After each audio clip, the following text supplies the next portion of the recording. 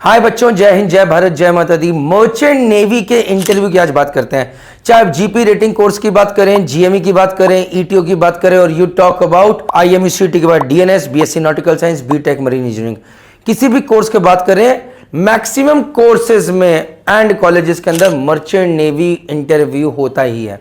GP rating में अगर हम टॉप 6 कॉलेजेस की बात करें तो वहां पर भैया इंटरव्यू होगा ही होगा।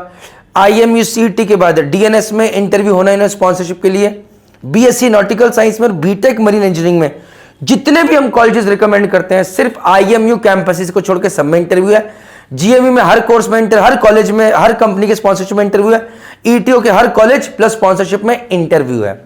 तो पहला क्वेश्चन ये कि यार सब जगह पे मर्चेंट नेवी में इंटरव्यू है, आईआईटी में नहीं होता, नीट में नहीं होता, एनडीए में, यस एसएसबी में होता है और मर्चेंट नहीं होता, इसकी क्या खास बात है?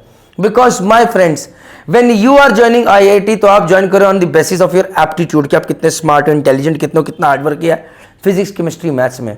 जब आप मर्चेंट नेवी की बात करते हैं तो यहां पर देखा जाता है भाई जहाज संभाल लेगा ना, 22 लोगों के साथ $1 मिलियन शिप को लेके चला जाएगा ना, -20 डिग्री पे 50 डिग्री पे रोएगा तो नहीं, चिल्लाएगा तो नहीं, घर मैं नहीं सर्वाइव कर पाऊंगा। 6 महीने घर से दूर रह लेगा ना, डेली 12 घंटे 14 घंटे काम करना पड़ेगा, कर लेगा ना। We are looking at your attitude more than your aptitude. ये सच्चाई है।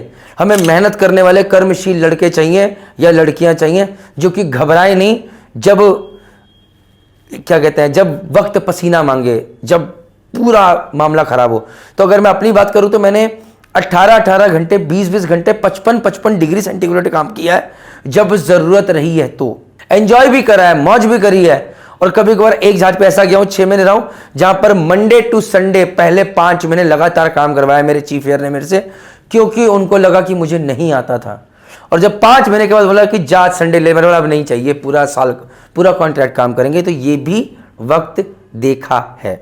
इंटरव्यू की जब बात करते हैं तो इंटरव्यू 2 तरह में होता है, एक होता है नॉन टेक्निकल, एक होता है टेक्निकल। नॉन टेक्निकल में आपको अपने आप को बेचना है, अपने एटीट्यूड को बेचना है कि सर मैं मेहनत कर लूंगा, जिसमें ये क्वेश्चन रह सकता है कि why do you want to join merchant navy, how did you come to know about merchant navy, why do you want to join our company, what are your strengths, what are your weaknesses. अब यहां पर मुद्दा आएगा तुम्हारे attitude का। Yes, बहुत सारे बच्चे बोलेंगे इंग्लिश में होता है, मुझे इंग्लिश नहीं आती। यार अगर तुझे इंग्लिश नहीं आती, नॉट अ प्रॉब्लम। अगर तुम ये जस्टिफाई कर पाओ कि तुम कोशिश कर रहे हो और तुम्हें इंग्लिश क्यों नहीं आती, तुम खुद सोच के देखो। तुम एक बहुत बढ़िया इंग्लिश मीडियम स्कूल में पढ़े और तुम्हें इंग्लिश नहीं आती, मतलब तुम्हारा एटीट्यूड सही नहीं था। तुम एक हिंदी मीडियम स्कूल में पढ़े और तुम धीरे धीरे करके आज अच्छी ठीक ठाक इंग्लिश बोल पा रहे हो। मैं इसको सिलेक्ट करूंगा कि नहीं करूंगा, इसका एटीट्यूड सही है, सीखना चाहता है, ये मेहनत करके आगे अच्छा कर लेगा। और दूसरी बात यार, जहाज के ऊपर कॉमन लैंग्वेज इज इंग्लिश, क्योंकि कल को सकता है आपको यूक्रेन के साथ सेल करना पड़े, फिलिपिनोज के साथ सेल करना पड़े, सिर्फ इंडिया के साथ तो सेल नहीं करोगे। So English is the working language on board ship.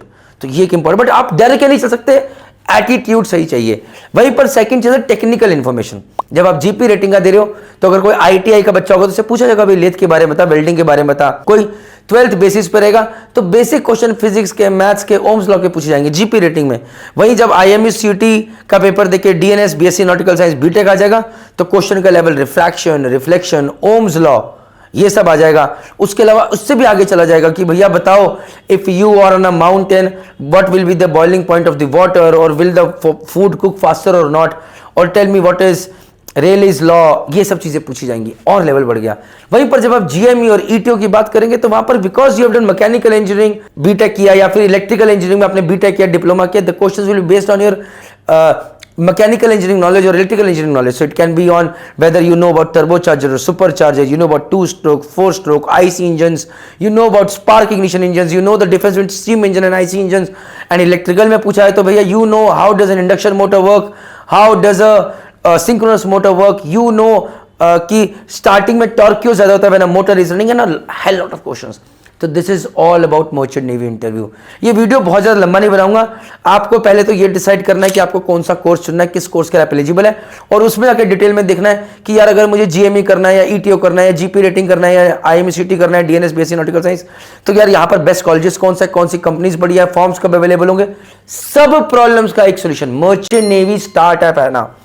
8 महीने के अंदर 1 लाख नहीं सर, 1.25 लाख, 1,33,000 से ऊपर डाउनलोड्स ऑलरेडी हो चुके हैं, हजारों में रेटिंग है, 4.8 स्टार रेटिंग, रिव्यूज हम मेंटेन कर रहे हैं। सो प्लीज ये ऐप आपको सही जगह पहुंचाएगा, सही नॉलेज के साथ। जय हिंद, जय भारत, जय माता दी। जहां पर हजारों लोग मर्चेंट नेवी का सपना देखते हैं, उसमें से बहुत सारे लोग गलत कॉलेज गलत कोर्स ज्वाइन करते हैं और फिर फ्रॉड के चक्कर में पड़ते हैं और फिर जिंदगी बर्बाद होती है। फिर चिल्ला चिल्ला के कहते हैं मर्चेंट नेवी ने मेरी जिंदगी बर्बाद कर दी। सॉरी, तब मर्चेंट नेवी स्टार्ट ऐप नहीं था, मर्चेंट नेवी डिकोडेड नहीं था। आज है, फटाफट डाउनलोड कीजिए, सही इंफॉर्मेशन पाइए, सही जगह जाइए। जय हिंद, जय भारत, जय माता दी।